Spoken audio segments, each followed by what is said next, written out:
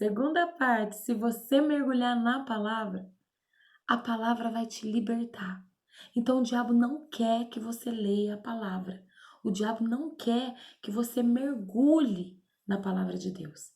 Então, antes de você começar a ler a Bíblia, você precisa orar. Senhor, me dá graça.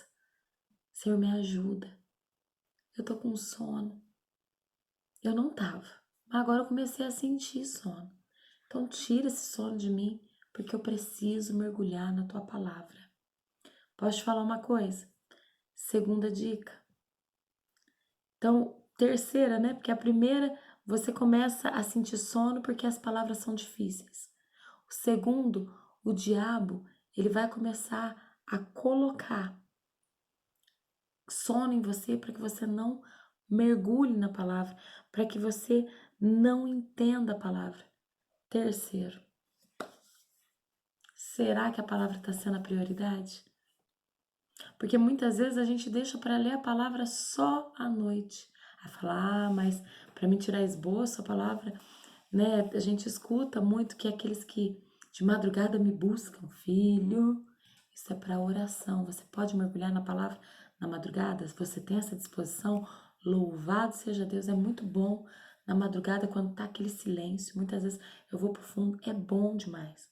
Mas se você, né, sabe que você tem um sono de leão. Você não vai querer pegar a Bíblia no momento que você vai dormir, que você está cansado, que você trabalhou o dia inteiro. Você não vai pegar a Bíblia nessa hora, né? Até porque isso daí é sacrifício de tolo. E segundo, você está deixando o resto para Jesus, ele não vai se agradar. Como é que ele vai inspirar você se você está dando a tua fragilidade para ele poder usar? Então, não tem como.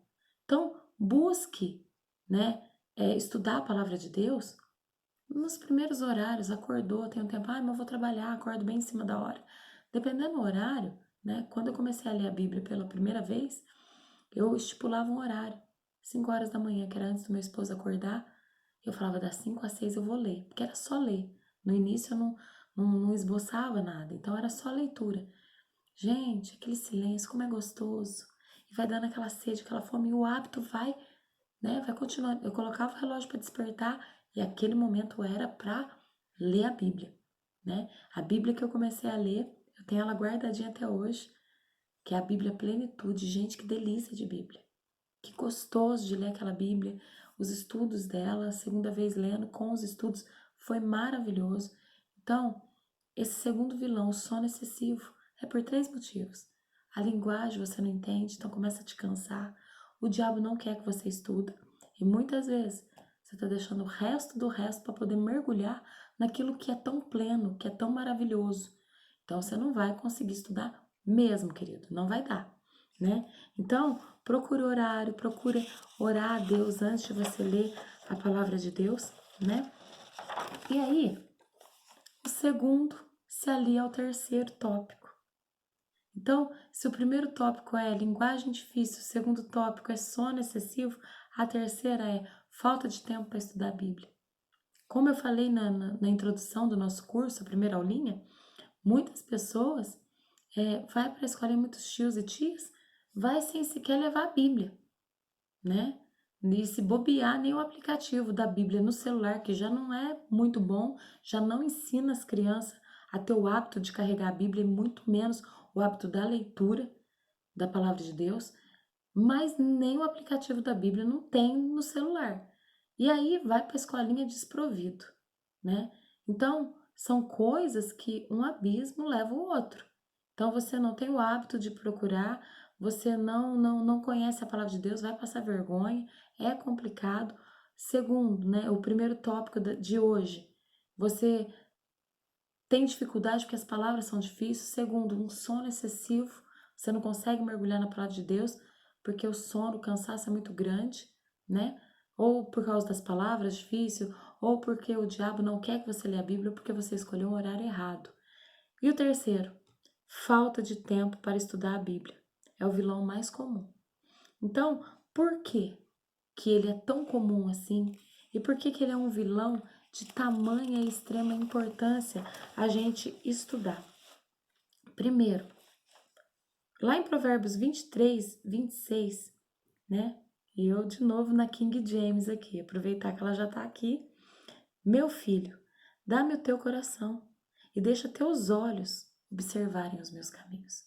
Então, assim, qual tem sido a tua prioridade, né? Assim como escolher, no tópico 2, escolher estudar a Bíblia no último horário, já é ruim. A falta de tempo vai causando um desaceleramento no conhecimento pela palavra, um desânimo, e você vai começar a afogar com muitas coisas. Vai chegar uma hora que você vai estar um robô.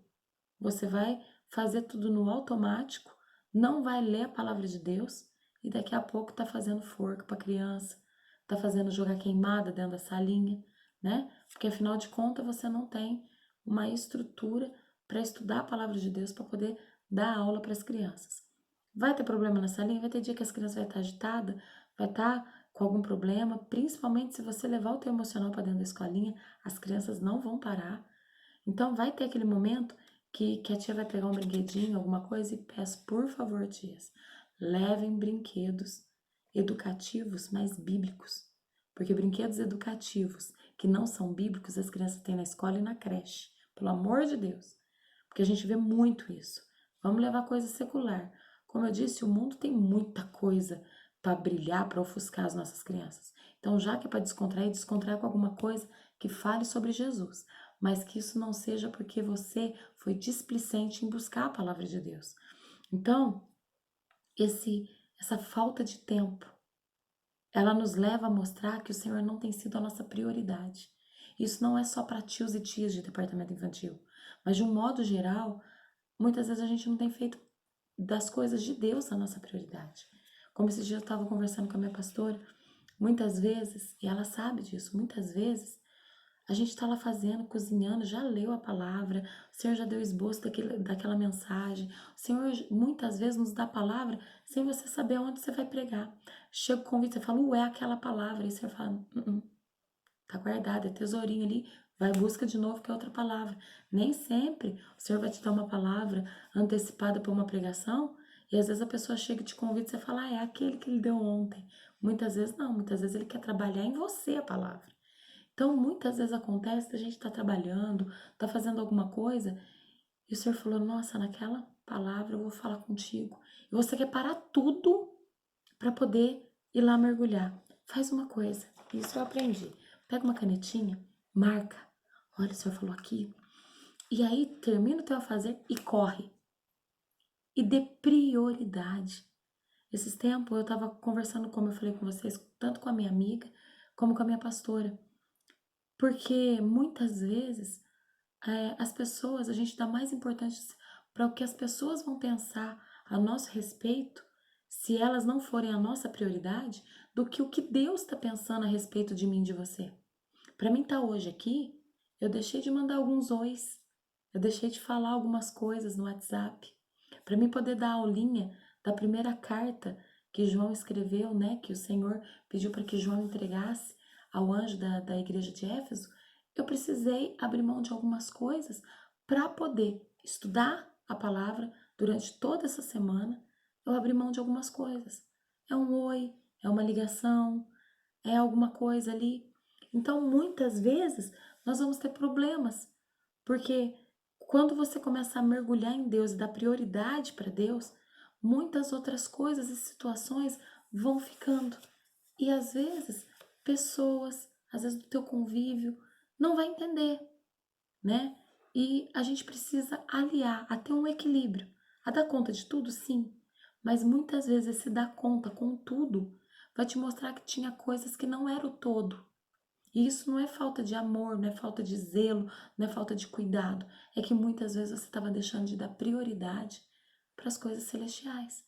Então, todo aquele que é chamado à presença de Deus, independente do cargo, da função que ele exerce, há de se ter prioridade com Deus. Porque se você não tiver prioridade com Deus, as lutas dessa vida vão te afogar, vão te afundar. E principalmente para lidar com pessoinhas tão lindas que o Senhor confiou na nossa mão, com um coração tão suscetível a absorver tantas coisas, tanto boas como ruins.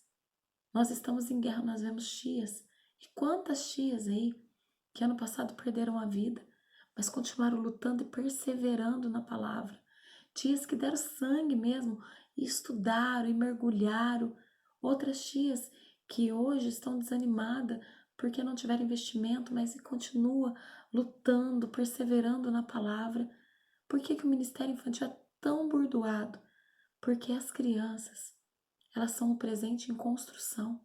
São os futuros pastores, obreiros, mas são um presente tão latente agora. Tudo que você construir no coraçãozinho deles agora, com a palavra, vai ser a firmeza com que eles vão crescer. E eu vejo muitos hoje, né, que passaram, muitos jovens que passaram pelo departamento infantil, né, de anos anteriores, nessa nossa geração, na minha geração, na geração anterior, que teve esse respaldo bíblico e outros nem tanto assim, porque determinadas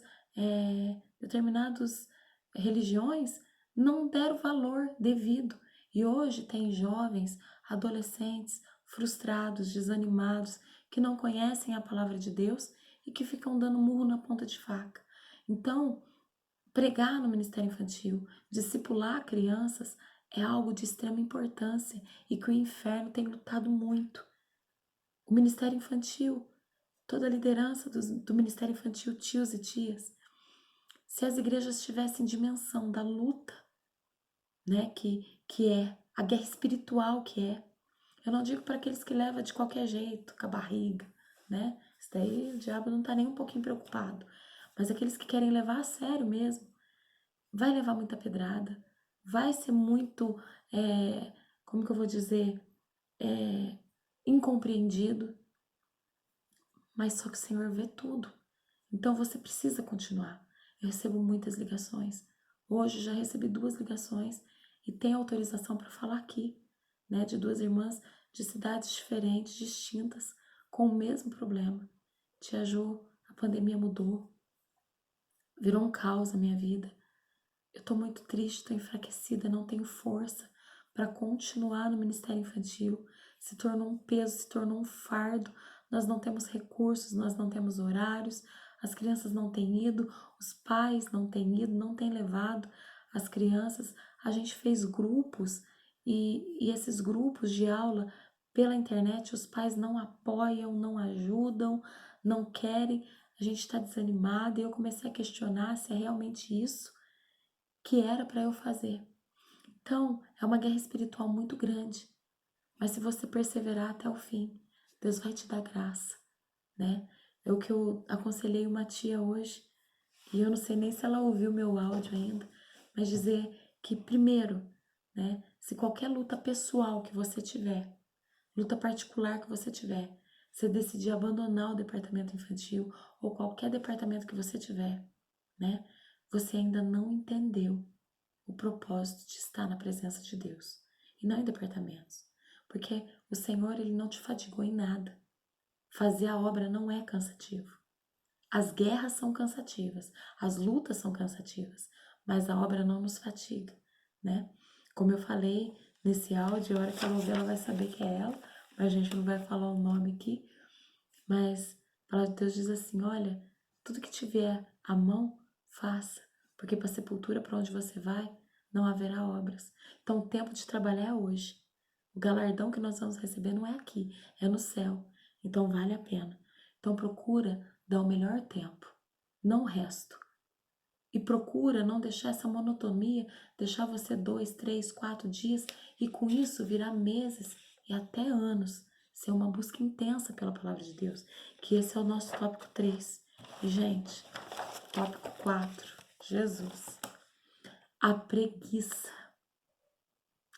Primeiro, né, como a gente foi andando aqui, primeiro a leitura difícil, segundo sono, né? Aí o terceiro é a falta de tempo e o quarto tem até tempo, mas tem uma preguiça. Primeiro que a preguiça é pecado, né? E a palavra diz aqui, ó, examine a si mesmo e veja o que tem roubado a sua atenção e seu interesse pelo estudo. Provavelmente alguma coisa que você goste mais ou prefira mais do que o estudo da palavra de Deus.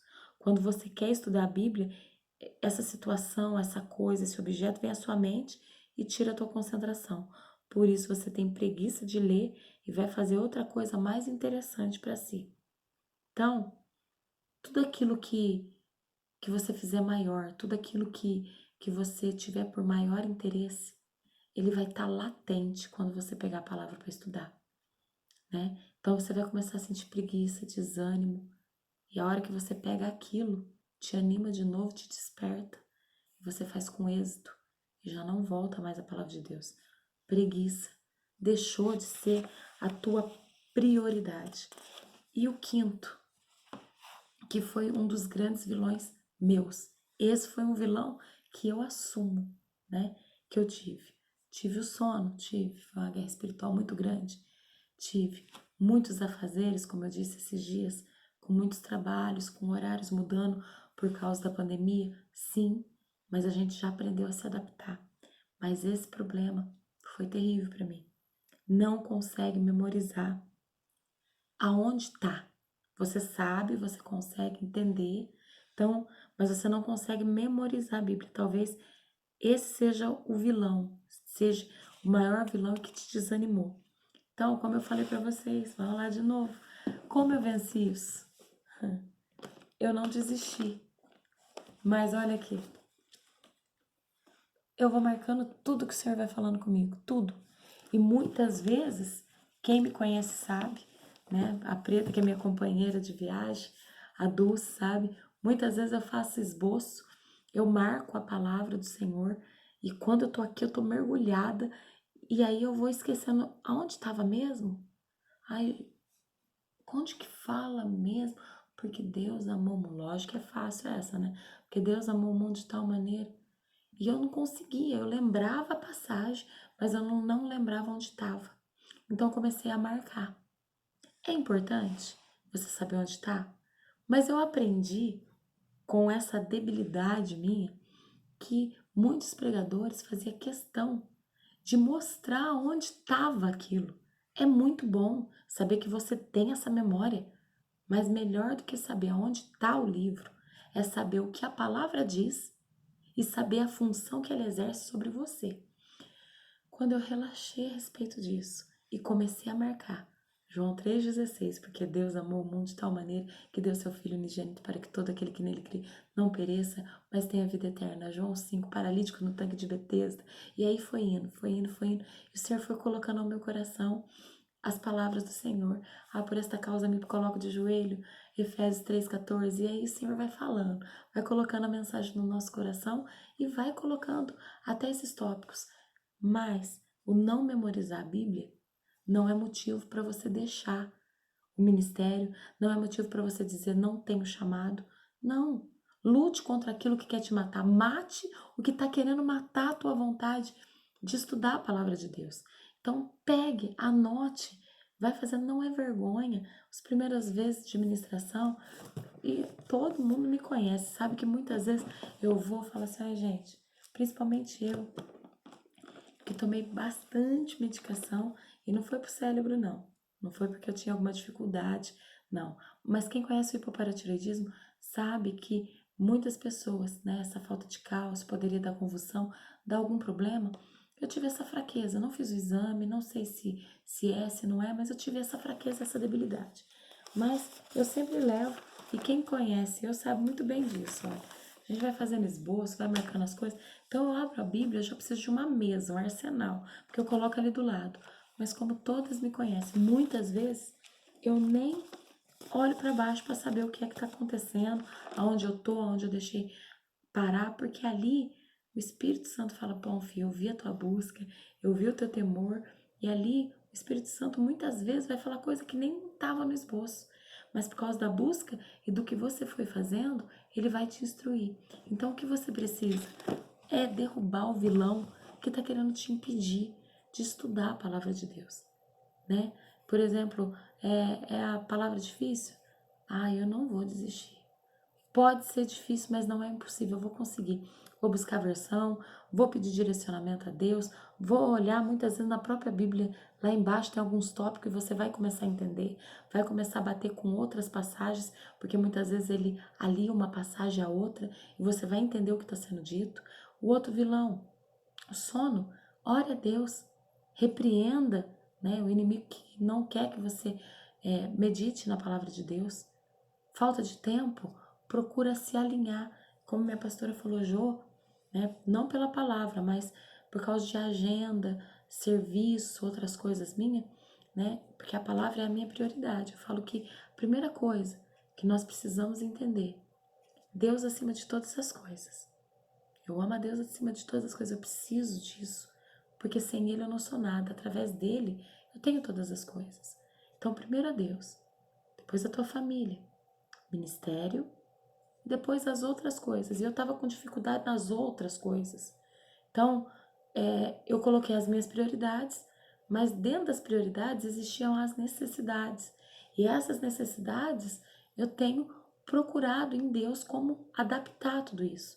Então, você precisa separar prioridade de necessidade. Essa é a minha prioridade. Eu preciso, sem ela não. E tem essa necessidade, que embora eu precise, eu posso adequar situações. Então, procure alinhar, né, para que o tópico 1, 2 e 3 não faça você desanimar. Quarto, preguiça. Tira tudo aquilo que está chamando mais atenção de você do que a palavra de Deus, para que você possa mergulhar na palavra de Deus. E quinto, não é porque você não tem uma memória excepcional, né, como eu não tenho, que você vai deixar de fazer a vontade de Deus.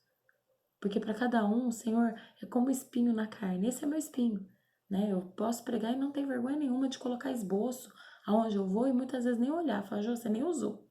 Tem muitas palavras, muitas pregações que o Senhor me deu a palavra, falou comigo, chegou no lugar, ele me inspirou de uma maneira, falou de uma outra forma, porque ali as pessoas precisavam ouvir daquela forma, só que para mim, ele fez eu escrever e falou, agora você grava aí dentro do teu coração. Gravei no papelzinho, vira e mexe, eu tô revirando os meus esboços e o Senhor tá falando comigo de novo. Então, é muito importante, quando você não conseguir memorizar, não desanimar, não desfalecer. Então, primeiro, antes de fazer eventos para fora, você precisa cuidar das crianças lá dentro. E antes de cuidar das crianças lá dentro, você precisa cuidar aqui dentro, do seu coração. Buscar a palavra de Deus, ser um obreiro aprovado que maneja bem a palavra de Deus. Você vai saber tudo? Não. Cada vez que você vai estudar a Bíblia, você vai falar, gente, tem pregação, tem palavras que eu fiz há algum tempo atrás que eu olho hoje e falo, meu Deus, por que eu não falei isso, isso, isso, isso? Não era o tempo. O Senhor não falou naquele momento comigo. Eu falo que eu preguei 1 ano João 5, 1 ano. Não que todas as pregações eram João 5, mas no projeto Além da Medicina, a maior parte das minhas pregações foi do paralítico. E todas as vezes Deus falou diferente. Todas as vezes. Não teve uma vez sequer que foi uma fotocópia de uma ministração. Por isso que eu falo que cada tio vai ter sua peculiaridade. Porque se uma mesma pessoa o Senhor consegue inspirar várias vezes na mesma mensagem, Ele vai te dar a mensagem ideal, vai falar conforme a necessidade da igreja por inspiração. Por isso que a palavra de Deus ela é viva, porque ela vai de acordo com a necessidade. É uma exortação, é um cuidado, é um bálsamo. Ele vai falar. E o que eu digo para os tios, né? Eu nunca vi nenhum tio falar isso, mas eu vou falar. De Gênesis a Apocalipse, tem que ter Cristo, tem que ter cruz, tem que falar de Jesus. As nossas crianças precisam se voltar para Jesus. Então, de Gênesis, no princípio, era o verbo, João, 1 João, vai falar lá de Gênesis, da criação. Jesus já estava lá. Então, você precisa mostrar para a criança, você precisa falar para o mundo de Jesus, de Gênesis a Apocalipse. Existe um plano perfeito para mim e para você. Quando você entender que a palavra de Deus, né? Assim como em Apocalipse, um diz, olha, o alfa, eu sou o alfa, sou o princípio, eu estava ali. Eu sou o ômega, o fim. Ei, guarda a palavra na tábua do teu coração para não desfalecer. Pregue a Jesus. Mostre essa salvação. Tenha essa paixão. Tenha esse sangue correndo nas veias.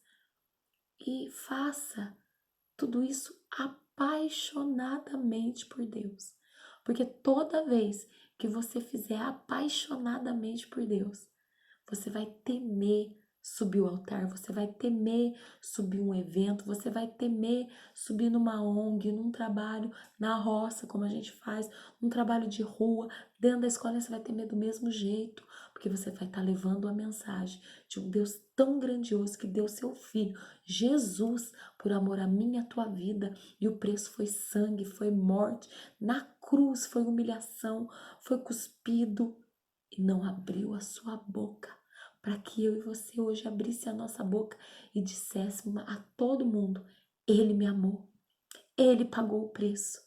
E depois Ele me convocou: ide por todo mundo e pregai o Evangelho a toda criatura. O Senhor, Ele te fez para ser apaixonado pela palavra. Amar a palavra e dizer: Senhor, me alimenta. E depois que o Senhor me alimentar, eu quero dividir, eu quero falar, eu quero passar. É do seu jeito mesmo. Ele vai usar da tua maneira mesmo, mas que não seja uma maneira displicente, de qualquer jeito.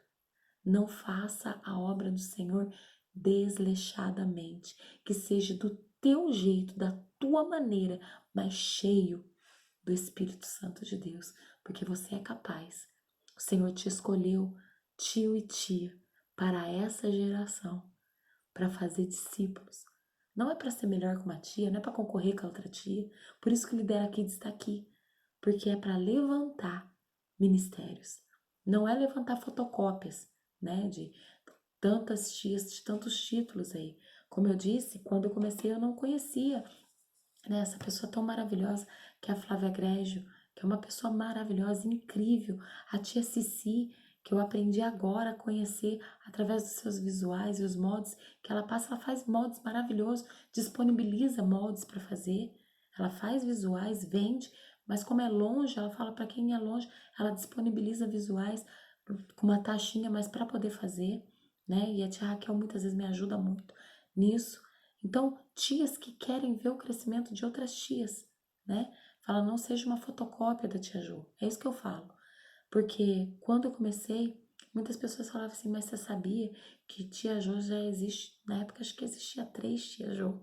Uma que é a tia Jo, que é sensacional, uma tia maravilhosa, que é missionária, que vai para a África, muitas vezes manda uma mensagem para mim, para tia Jo, e muitas vezes eu falo assim, não, já perguntei a tia Jo da África, já passo o contato dela lá, vai entrar em contato com ela lá.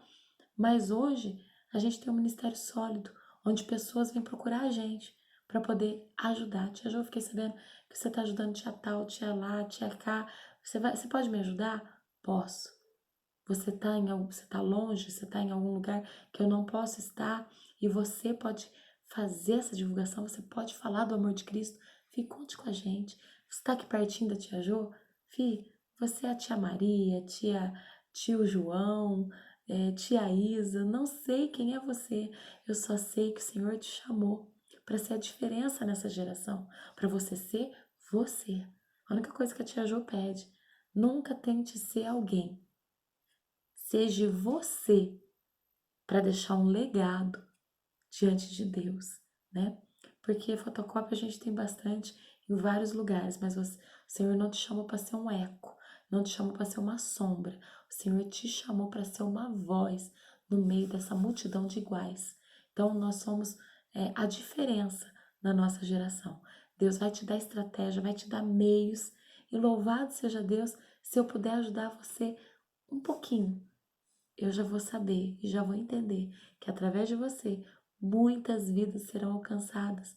E que bom que eu pude plantar essa sementinha de esperança no teu coração e que você acreditou naquilo que Deus tem para a tua vida com uma palavra simples que eu possa ter liberado ao teu coração. Nunca desista dos planos do Senhor para a tua vida. Busque a palavra de Deus incessantemente, porque você é capaz de ir muito mais além. Essa é a nossa segunda aulinha. Hoje, muito despojado, mas maravilhoso para a glória do nome do Senhor Jesus. Que Deus te abençoe, te guarde, tenha uma ótima noite de domingo, abençoadíssima e saiba, você vai chegar muito além do que os teus olhos possam imaginar, porque Deus te chamou para esse tempo, para mudar essa geração. Fiquem todas na paz do Senhor Jesus.